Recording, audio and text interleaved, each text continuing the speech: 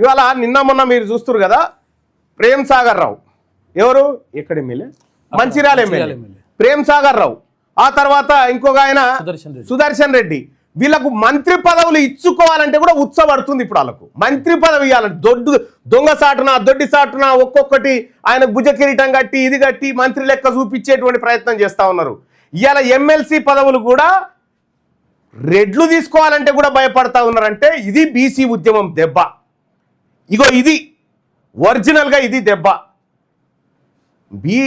ఓసీని మంత్రిని చేయాలంటేనే గదగదలాడుతుంది ఇప్పుడు ప్రభుత్వం. అంటే బీసీలలో వచ్చినటువంటి చైతన్యం ఈ తెలంగాణ రాష్ట్రంలో బరాబర్ వచ్చింది. బీసీలమంతా ఒక్కటైనం, ఒక్కటి కావలసినటువంటి వర్గాలని ఇంకా ఒక్కటి చేస్తున్నాం.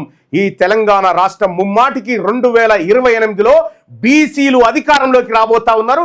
బీసీలదే ఈ రాజ్యం. చివరి ఓసీ ముఖ్యమంత్రి రేవంత్ రెడ్డి గారే, రాసి పెట్టుకోండి మీరు ఇది. ఈ తెలంగాణ రాష్ట్రానికి చివరి ఓసీ ముఖ్యమంత్రి రేవంత్ రెడ్డి గారే. ఇదే ఫైనల్. మేము ఏం చేయాలనుకుంటున్నాం అది ఖచ్చితంగా చేసి చూపెడతాం తెలంగాణ రాష్ట్రంలో.